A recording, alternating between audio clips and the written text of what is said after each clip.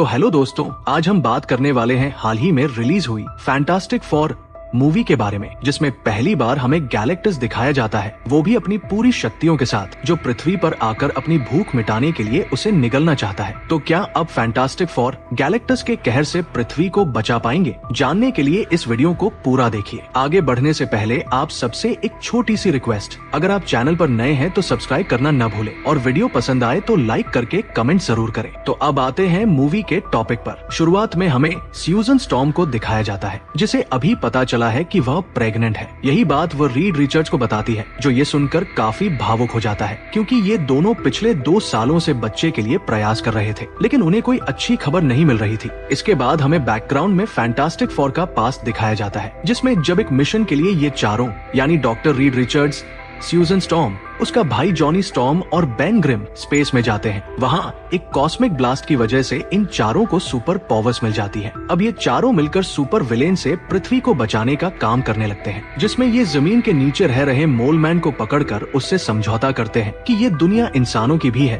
और दोनों को शांति से रहना चाहिए। इसके बाद कई और विलेन आते हैं, जिनका ये चारों मिलकर सामना करते हैं। इनकी फैन फॉलोइंग पूरे न्यूयॉर्क शहर में ही नहीं बल्कि पूरी दुनिया में फैल जाती है। स्यूजन राजनीतिक मामलों में जुड़कर सभी देशों को एकजुट करने का काम करने लगती है। रीड रिचर्ड्स सुपर हीरो होने के साथ साथ यूनिवर्सिटी में बच्चों को भौतिकी का ज्ञान देने लगता है। जॉनी स्टॉर्म और बेन ग्रिम छोटे छोटे लोगों की समस्याओं और मुसीबतों को हल करने में लग जाते हैं। अब वापस वर्तमान में आते हैं, जहां जॉनी स्टॉर्म और बेन ग्रिम संडे का डिनर बना रहे होते हैं। वहीं स्यूजन और रीड आते हैं, जिन्हें देखकर जॉनी बोलता है कि तुम संडे डिनर के लिए लेट हो गए हो, जो कि आज पहली बार हुआ है। वहीं बेन ग्रिम स्यूजन के चेहरे पर आई चमक और खुशी को देखकर पूछ लेता है कि क्या तुम प्रेग्नेंट हो, जिस पर स्यूजन हाँ कर देती है। जॉनी स्टॉर्म ये सुनकर भी काफी खुश होता है और दोनों को बधाई देता है। इसके बाद पूरा घर बेबी प्रोटेक्टेड बना दिया जाता है। सभी इलेक्ट्रिक स्विच को ढक दिया जाता है, बेबी गेट्स लगा दिए जाते हैं। ये खबर पब्लिक कर दी जाती है और हर न्यूज चैनल पर यही खबर चलने लगती है कि क्या स्यूजन और रीड का बच्चा भी सुपर पावर्स के साथ पैदा होगा। वहीं हम देखते हैं कि रीड ने अंतरिक्ष में छोड़े गए अपने सैटेलाइट से कुछ अजीब संकेत मिलने लगे हैं, जिनमें कुछ आवाजें भी आ रही होती है, लेकिन फिलहाल उसे कुछ समझ नहीं आ रहा होता है और वह उन सभी सिग्नल्स को रिकॉर्ड कर लेता है। तभी जॉनी स्टॉर्म आता है, जो रीड से उसके स्पेस सूट में बदलाव करने को कहता है ताकि वो उसे अंतरिक्ष में इस्तेमाल कर सके। रीड उसे उन संकेतों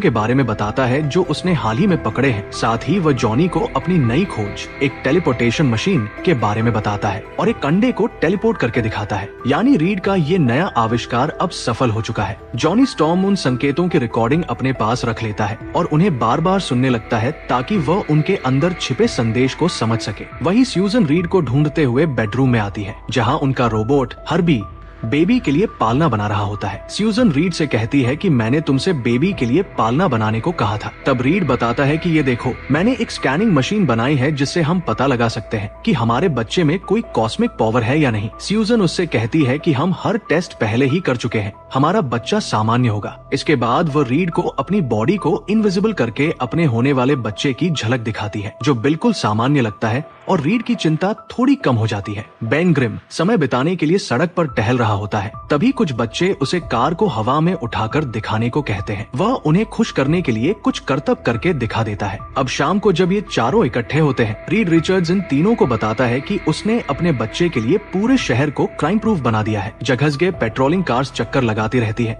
जिससे कोई इमरजेंसी न हो। ये सभी अब संडे डिनर करने जा ही रहे होते हैं। तभी उनके हाथ में बंधी इमरजेंसी अलर्ट वॉच सिग्नल देने लगती है। तभी हम आसमान में देखते हैं कि बहुत सारे उल्कापिंड पृथ्वी की ओर आने लगते हैं, जिनके बीच से निकल कर आती है सिल्वर सर्फर, जो टाइम स्क्वायर पर आकर रुक जाती है। पूरी फैंटास्टिक फोर टीम वहां पहुंचती है। न्यूयॉर्क की भीड़ भी वहां मौजूद होती है। सिल्वर सर्फर फैंटास्टिक फोर से पूछती है, क्या तुम इस ग्रह के रक्षक हो? जिस पर रीड हाँ कहता है। इसके बाद सिल्वर सर्फर उन्हें संदेश देती है कि तुम्हारी पृथ्वी जल्द ही तबाह होने वाली है, जितना जीना है जी लो, बहुत जल्द तुम सबकी जिंदगियां खत्म हो जाएंगी। और वो अपने आका गैलेक्टस का संदेश देकर वहां से चली जाती है। लेकिन तभी जॉनी स्टॉर्म उसका पीछा करने लगता है ताकि उसे रोककर पूछताछ कर सके। लेकिन सिल्वर सर्फर की रफ्तार इतनी तेज होती है कि वह जॉनी की पकड़ में नहीं आती। जैसे ही ये दोनों स्पेस में पहुंचते हैं, जॉनी उसका सर्फ बोर्ड पकड़ लेता है। तभी सिल्वर सर्फर अपनी भाषा में कुछ कहती है और जॉनी की फ्लेम स्पेस में होने के कारण बुझ जाती है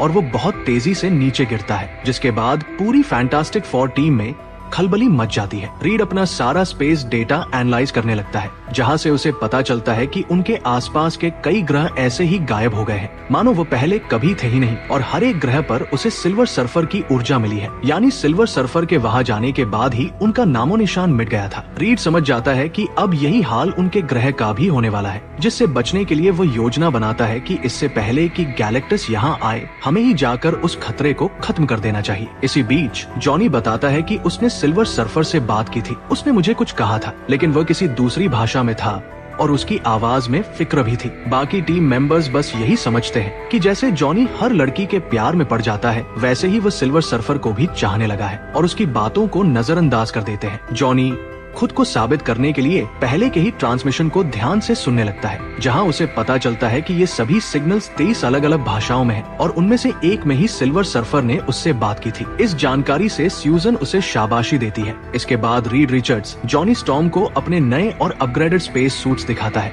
जिसमें वो बताता है कि अब जॉनी इस सूट में भी अपनी फ्लेम को स्पेस में चालू कर सकता है, लेकिन ये समय सीमित होगा, अब जो कि इन सभी के सामने गैलेक्टस जैसी बड़ी मुसीबत होती है। इसी वजह से डॉक्टर रीड खुद को हारा हुआ महसूस करता है कि क्यों उसने पहले ही इस खतरे के बारे में पता नहीं लगाया। जिसके बाद बेन ग्रिम उसके अंदर हौसला भरता है कि हम सब मिलकर इस मुसीबत का सामना करेंगे। और अब वो वक्त भी आ जाता है जब फैंटास्टिक फोर की पूरी टीम वापस से स्पेस जाने के लिए रेडी होती है और अपने स्पेस क्राफ्ट में बैठकर अपने सफर पर निकल पड़ते हैं। स्पेस में पहुंचने के बाद हम देखते हैं कि रीड रिचर्ड्स ने पहले से ही एक स्पेस जंप पोर्टल को तैयार किया हुआ था, जिससे वो साउंड की स्पीड से ट्रैवल कर सकते हैं। सिल्वर सर्फर की एनर्जी हीट को ट्रैक करते हुए ये चारों एक जगह पहुंचते हैं, जहां रीड को पता चलता है कि सिल्वर सर्फर की एनर्जी सिग्नेचर्स एक ग्रह के अंदर से आ रही होती है और उनकी आंखों के सामने ही वह ग्रह ब्लास्ट होने लगता है। गैलेक्टस उस ग्रह की ऊर्जा को कंज्यूम कर रहा होता है और कुछ ही देर में वो पूरा ग्रह नष्ट हो जाता है। खुद को बचाने के लिए ये फैंटास्टिक फोर अपने स्पेसशिप को इनविजिबल बना लेते हैं, लेकिन फिर भी वे गैलेक्टस की नजरों में आ जाते हैं और गैलेक्टस का जहाज उन्हें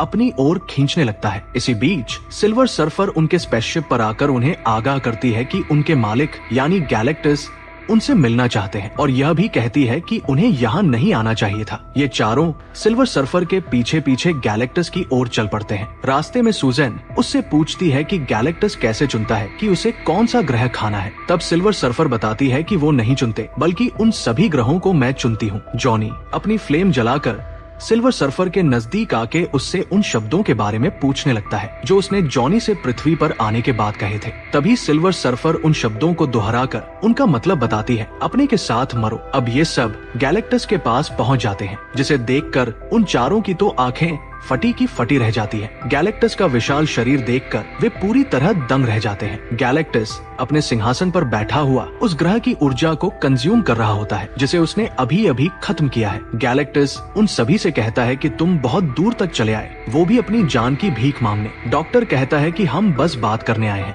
गैलेक्टस उन्हें बताता है कि तुम्हारे पास खुद को बचाने की शक्ति है। रीड फिर जवाब में बताता है कि हाँ हमें है, लेकिन वो गैलेक्टस की बातों को अच्छे से नहीं समझता था। गैलेक्टस कहता है कि उस बच्चे के अंदर शक्ति है जो अभी इस लड़की के पेट में है। रीड इन बातों से साफ इनकार कर देता है कि उनका बच्चा सामान्य है। मैंने बहुत से टेस्ट किए हैं, मुझे पहले ही पता चल जाता। जिसके बाद गैलेक्टस उन्हें अपना असली मकसद बताता है कि वह उनकी दुनिया को बख्श देगा, लेकिन बदले में उन्हें उनका बच्चा देना होगा जिसमें अपार शक्ति है और वह आगे चलकर उसके शापित दर्द का वारिस बनेगा, यानी उसकी जगह लेगा। और तभी वो अपनी कॉस्मिक पावर इस्तेमाल करता है, जिससे सूजैन को लेबर पेन होना शुरू हो जाता है। उसी वक्त जॉनी स्टॉर्म ह्यूमन टॉर्च बनकर अपनी फ्लेम ऑन करता है और गैलेक्टस पर हमला कर देता है। वह गैलेक्टस द्वारा कंज्यूम हो रही ऊर्जा की केबल्स को काट देता है जो उस ग्रह से गैलेक्टस के अंदर जा रही होती है। रीड सूजैन को लेकर अपने शिप की ओर भागने लगता है, तभी सिल्वर सर्फर आकर उन पर हमला कर देती है। बेन ग्रिम और रीड को वो दूर फेंक देती है, लेकिन सूजैन अपनी कॉस्मिक पावर से उसका सामना करती है और उसे ग्रह की लिक्विड एनर्जी में फेंक देती है, जिससे उन सभी को अपने शिप के अंदर तक पहुंचने का वक्त मिल जाता है और ये चारों अपना शिप लेकर यहाँ से निकलने लगते हैं। बेन जल्दी से अपने शिप को जंप स्पेस शिप से जोड़कर सुपर स्पीड के लिए रेडी हो जाता है। इतने में ही सिल्वर सर्फर उनके पास पहुंचकर सुजैन को पकड़ने ही वाली होती है। तभी स्पेस शिप अपनी रफ्तार पकड़ लेता है और सिल्वर सर्फर पीछे रह जाती है, लेकिन अभी भी वो उनका पीछा नहीं छोड़ती। इधर सुजैन का लेबर पेन बढ़ने लगता है, किसी भी समय उनका बच्चा बाहर आ सकता है। जॉनी स्टॉर्म लेजर बीम से सिल्वर सर्फर पर फायर करने लगता है, लेकिन वह उनके हर एक हमले से बचती रहती है। जिसके बाद रीड अपना दिमाग चलाते हुए स्पेस शिप में एक ब्लैक होल के कोऑर्डिनेट्स डाल देता है, जिससे वे ब्लैक होल के बिल्कुल पास पहुंच जाते हैं। तभी सुजैन अपने शिप को इनविजिबल कर जंप स्पेस शिप से अलग कर देती है, जिसके बाद सिल्वर सर्फर ब्लैक होल में फंसकर अंदर खिंच जाती है और फैंटास्टिक फोर साइड से निकल जाते हैं। सुजैन सही सलामत बच्चे को जन्म देती है, जिसका नाम वो फ्रैंकलिन रखती है। जिसके बाद फैंटास्टिक फोर पृथ्वी पर सही सलामत लैंड कर जाते हैं। सभी लोग उनका खुशी से स्वागत करते हैं। उन्हें लगता है कि फैंटास्टिक फोर ने गैलेक्टस को हरा दिया है, तभी वे सही सलामत धरती पर आ पाए हैं। तभी वे देखते हैं कि सुजैन के हाथों में एक छोटा बच्चा है। स्पेस स्टेशन के बाहर ही रिपोर्टर्स की पूरी टीम बेसब्री से इंतजार कर रही होती है उनका इंटरव्यू लेने के लिए। जिसके बाद रीड से सवाल पूछे जाते हैं कि उन्होंने गैलेक्टस को कैसे हराया, जिस पर रीड थोड़ा चुप होकर जवाब देता है कि उन्होंने गैलेक्टस को नहीं हराया, वो उनके अंदाजे से भी ज्यादा ताकतवर है। हमने उससे बातचीत करने की कोशिश की, लेकिन उसे हमारा बच्चा चाहिए था, जिसके लिए हमने साफ इनकार कर दिया। यह सुनते ही पूरी मीडिया टीम भड़क जाती है। वे सब उसी समय से ही रीड पर तंज कसने लगते हैं कि तुम्हें गैलेक्टस को अपना बच्चा दे देना चाहिए था पूरी दुनिया को बचाने के लिए। जिस पर रीड कोई जवाब नहीं देता और अपनी बाकी टीम के साथ वहां से निकल जाता है। सिल्वर सर्फर ब्लैक होल से निकलने के बाद गैलेक्टस के पास पहुंचकर उसे अपनी नाकामी के बारे में बताती है, जिसे गैलेक्टस कहता है कि मुझे किसी भी हाल में वो बच्चा चाहिए। अब यहीं पर हमें सिल्वर सर्फर की थोड़ी इंसानियत और दूसरों के प्रति चिंता दिखाई देती है, जब वह कहती है कि वह तो अभी छोटा बच्चा है। जिस पर गैलेक्टस गुस्सा होकर उससे कहता है कि उसी में है वो बेशुमार ताकत, जिससे मेरी भूख शांत होगी और मैं सुकून से मर पाऊंगा। इधर पृथ्वी पर हम देखते हैं कि फैंटास्टिक फोर की पूरी टीम लगी हुई होती है ये हल निकालने में कि वो गैलेक्टस का सामना कैसे करेंगे, लेकिन इनके पास अब भी कोई रास्ता नहीं होता इस मुसीबत से निपटने का, क्योंकि रीड उन्हें बताता है कि हर्बी यानी उनके रोबोट ने कुछ सैंपल्स लिए थे जब वे गैलेक्टस के शिप पर थे, जिससे ये पता लगता है कि ये जीव उनके यूनिवर्स से भी पहले से मौजूद है। इसका कुछ नहीं पता कि वह क्या है, कहां से आया है। जिसके बाद हम जॉनी को देखते हैं, जो अकेले रूम में बैठा हुआ सिल्वर सर्फर से बात की हुई रिकॉर्डिंग्स को सुनकर उसकी भाषा का अनुवाद करने में सफल हो जाता है। यही बात वह सुजैन को भी बताता है कि उसने सिल्वर सर्फर की भाषा की एक लाइन को डिकोड कर लिया है और जल्द ही वो उन सभी सिग्नल्स को भी ट्रांसलेट कर लेगा जो बाकी ग्रहों से आए थे। रीड रिचर्ड अपनी पूरी मेहनत और ज्ञान से गैलेक्टस के शिप पर मिले एलिमेंट्स को स्टडी करने में लग जाता है। इधर गैलेक्टस धीरे धीरे उनके ग्रह की ओर बढ़ने लगता है, लेकिन मुसीबत यहीं तक सीमित नहीं थी। पृथ्वी पर हर एक इंसान अब फैंटास्टिक फोर के फैसले के खिलाफ हो जाता है। वे उनसे नफरत करने लगते हैं कि उन्होंने आखिर पृथ्वी को बचाने के लिए अपने बच्चे की बलि क्यों नहीं दी। एक जान के बदले क्या पूरी पृथ्वी को खतरे में डालना सही होगा। पूरे शहर की भीड़ फैंटास्टिक फोर के घर के बाहर आके इकट्ठा हो जाती है और उनका विरोध करने लगती है। जिसके बाद सुजैन स्टॉर्म अपने बच्चे को लेकर उन सभी के सामने आती है और उन्हें अपने बच्चे से इंट्रोड्यूस करवाती है और वो उन सभी को अपनी माँ की कही हुई बात को दोहराती है कि मेरी माँ कहती थी कि वो मुझसे बहुत प्यार करती है और मेरे लिए वो जमीन आसमान तक हिला सकती है और मैं भी अपने बच्चे से उतना ही प्यार करती हूँ और माँ आप सभी को बचाने के लिए अपने बच्चे की बलि नहीं दूंगी, लेकिन मैं अपने बच्चे को बचाने के लिए पृथ्वी को भी बलिदान नहीं करूंगी। हम सब एक साथ मिलकर इस मुसीबत का सामना करेंगे, एक परिवार बनकर। सुजैन की ये बातें सुनकर सभी लोगों में हौसला आ जाता है और वे सुजैन का साथ देने लगते हैं। इन्हीं बातों को सुनकर रीड रिचर्ड्स को आइडिया आता है कि हम गैलेक्टस को तो रोक नहीं सकते, लेकिन पृथ्वी को उससे दूर ले जा सकते हैं, जिससे वो कभी हमें ढूंढ ही न सके। इस आइडिया पर बाकी टीम मेंबर्स भी सहमत हो जाते हैं। जिसके बाद रीड रिचर्ड्स ये जानकारी पब्लिक कर देता है कि हम पृथ्वी को टेलीपोर्ट करेंगे। सुजैन स्टॉर्म सभी देशों की काउंसिल को इकट्ठा कर इस प्लान को पूरा करने के लिए जो भी जरूरी सामान चाहिए उन सभी की लिस्ट बनाकर बाकी देशों को सौंप देती है और पूरी दुनिया में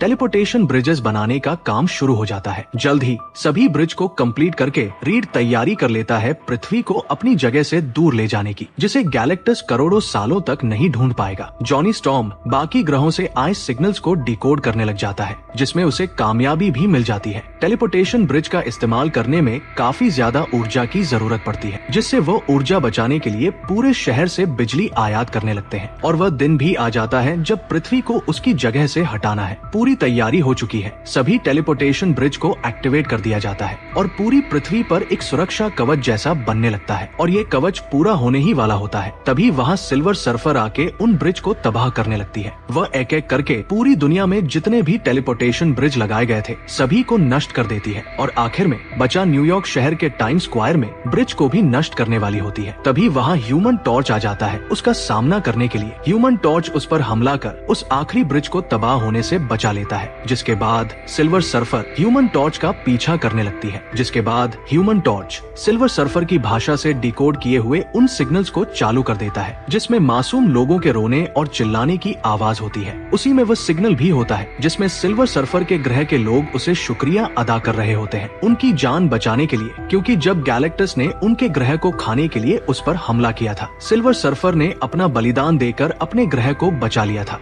और उसका असली नाम भी बताता है, शालाबार, जिसे सुन वो हौंक जाती है। साथ वो रिकॉर्डिंग्स भी सुनाता है जिसमें सभी लोग शालाबाल को कोस रहे थे उनका प्लेनेट तबाह करने के लिए। शालाबाल ये सब सुनकर अपना आपा खो देती है और सीधे स्पेस में वापस भाग जाती है। जॉनी भी उसके पीछे आता है और उससे खुद को सैक्रिफाइस करने को कहता है जिससे वो पृथ्वी और उसकी बहन के बच्चे को बख्श दे, लेकिन सिल्वर सर्फर मना कर देती है कि ये मेरे हाथ में नहीं है, तुम बच्चे को लेकर यहाँ से चले जाओ, इसके अलावा कोई रास्ता नहीं है। ये कहकर वह भी यहाँ से चली जाती है। जिसके बाद फैंटास्टिक फोर की पूरी टीम एक बार फिर से सोच में पड़ जाती है कि उन्हें आगे क्या करना है। पूरी दुनिया से उनके पास कॉल्स आने लगती है जवाब मांगने के लिए। रीड अब भी सोच में पड़ जाता है, जिसके बाद वह एक और समाधान निकालता है कि हम पृथ्वी को नहीं हिला सकते, लेकिन गैलेक्टस को तो किसी और जगह भेज सकते हैं, यूनिवर्स के किसी दूसरे कोने में, जिसके लिए हमें उस सूखे शिप से बाहर निकालकर यहाँ पृथ्वी पर लाना होगा और अपने शिप के बिना वो भटकता रहेगा। रीड सभी को ये प्लान तो बता देता है, लेकिन यह नहीं बताता कि वह गैलेक्टस को यहाँ कैसे लाएंगे। लेकिन सूजन समझ जाती है कि उसका इशारा सीधे फ्रैंकलिन पर है, जिसके सहारे गैलेक्टस पृथ्वी पर आएगा। इस बात से कोई भी राजी नहीं होता है, सबके सब एक दूसरे का विरोध करने लगते हैं। सूजन गुस्से में आकर वहाँ से गायब हो जाती है और अपने बेटे को लेकर बाहर घूमने निकलती है।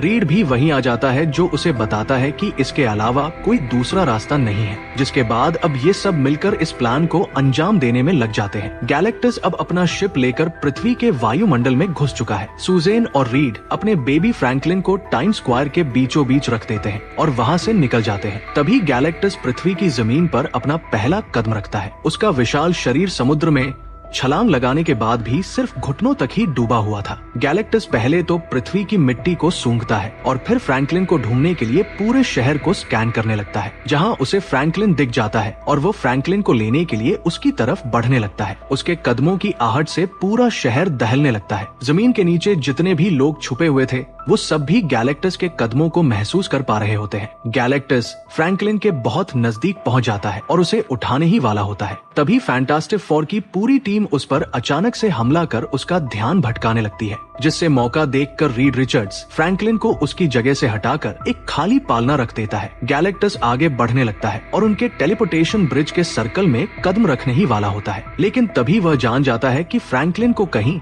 और ले जाया जा चुका है। वो उसे दोबारा से ढूंढ लेता है और उस सर्कल में न जाकर फ्रैंकलिन की ओर बढ़ने लगता है। गैलेक्टस को रोकने के लिए ह्यूमन टॉर्च, बेन ग्रिम, सूजन स्टॉर्म, रीड रिचर्ड अपना पूरा जोर लगा देते हैं, लेकिन उनके किसी भी हमले का गैलेक्टस पर रत्ती भर भी असर नहीं हो रहा होता है। गैलेक्टस बेन को पकड़कर स्पेस में फेंक देता है। ह्यूमन टॉर्च बेन को बचाने के लिए उसके पीछे जाता है। सूजन स्टॉर्म को एक हाथ मारकर उसे बेहोश कर देता है। रीड रिचर्ड्स को पकड़कर गैलेक्टस इतना खींचने लगता है कि उसके कपड़े तक फट जाते हैं। वो दर्द के मारे चिल्लाने लगता है। रीड के फ्लेक्सिबल होने की क्षमता खत्म होने लगती है। इससे पहले कि रीड के 2 टुकड़े हो जाते, ह्यूमन टॉर्च बेन ग्रिम को स्पेस से वापस लेकर आता है। फिर से गैलेक्टस पर एक जोरदार वार करता है, जिससे रीड रिचर्ड्स तो बच जाता है, लेकिन बेन और जॉनी भी बेहोश हो जाते हैं। गैलेक्टस फ्रैंकलिन को ढूंढकर उसे अपने हाथों में उठा लेता है और उसकी शक्तियों को कंज्यूम करने के लिए अपने शिप की ओर बढ़ने लगता है। फ्रैंकलिन की रोने की आवाज सुन सूजन को होश आ जाता है और अपने बच्चे को बचाने के लिए सूजन अपनी पूरी शक्ति को मिलाकर एक साथ उसका इस्तेमाल कर गैलेक्टस को उस टेलीपोर्टेशन सर्कल की ओर धकेलने लगती है। सूजन अपनी शक्तियों को इस स्तर पर इस्तेमाल करने लगती है कि गैलेक्टस को खुद को रोकने के लिए एक बिल्डिंग का सहारा लेना पड़ता है। बेन ग्रिम जल्दी से उस बिल्डिंग के पिलर को तोड़कर उसका ये सहारा भी खत्म कर देता है और गैलेक्टस गैलेक्टस धीरे धीरे उस सर्कल के अंदर आ जाता है। तभी जॉनी स्टॉर्म उस मशीन को चालू कर पोर्टल खोल देता है। रीड रिचर्ड्स जल्दी से जाकर अपने बच्चे को गैलेक्टस के हाथों से छुड़ा लेता है। सूजन अपनी शक्तियों की मदद से गैलेक्टस को पोर्टल के अंदर धकेलने में कामयाब हो जाती है, लेकिन वहीं उसकी मौत भी हो जाती है। इससे पहले कि वह पोर्टल बंद कर पाते, गैलेक्टस उस पोर्टल से फिर से निकलने की कोशिश करने लगता है। तभी जॉनी स्टॉर्म फैसला करता है खुद को सैक्रिफाइस करके गैलेक्टस को पोर्टल के अंदर दोबारा धक्का देने का, लेकिन तभी वहाँ शालाबाल आ जाती है, जो जॉनी की जगह गैलेक्टस को उस पोर्टल के अंदर धकेल खुद भी वहाँ फंस जाती है और उसी वक्त पोर्टल भी बंद हो जाता है, जिससे पृथ्वी पर आई मुसीबत खत्म हो जाती है और गैलेक्टस किसी दूर यूनिवर्स में खो जाता है। रीड रिचर्ड्स जल्दी से सूजन के पास भागता है। उसकी सांसें बंद हो चुकी होती है। रीड बार बार सूजन को सीपीआर देते हुए उसे होश में लाने की कोशिश करता है। बहुत देर तक कोशिश करने के बाद भी सूजन की सांसें चालू नहीं होती है, जिसके बाद वो हार मान जाता है और मान लेता है कि उन्होंने सूजन को खो दिया है। इधर फ्रैंकलिन भी बहुत ज्यादा रो रहा होता है, जिसके बाद रीड फ्रैंकलिन को उसकी माँ के ऊपर लिटा देता है। फ्रैंकलिन रोते हुए अपनी माँ को छूने लगता है, जिसके बाद सूजन में थोड़ी हलचल होती है और उसे होश आ जाता है। ये सब फ्रैंकलिन की शक्तियों की वजह से हुआ होता है। जो शक्तियाँ गैलेक्टस ने उसके अंदर देखी थी वो वाकई में बेमिसाल थी, जो एक मरे हुए इंसान को भी जिंदा कर सकती है। ये चारों खुशी के मारे एक दूसरे को गले लगाने लगते हैं। जमीन के नीचे से सभी लोग वापस सतह पर आकर फैंटास्टिक फोर का शुक्रिया करने लगते हैं उन्हें बचाने के लिए, जिसके बाद ये मूवी यही खत्म हो जाती है। तो दोस्तों, ये मूवी आपको कैसी लगी कमेंट्स में बताना। वीडियो को लाइक करके चैनल को सब्सक्राइब करना न भूलें। तो मिलते हैं अगली वीडियो में। Good bye.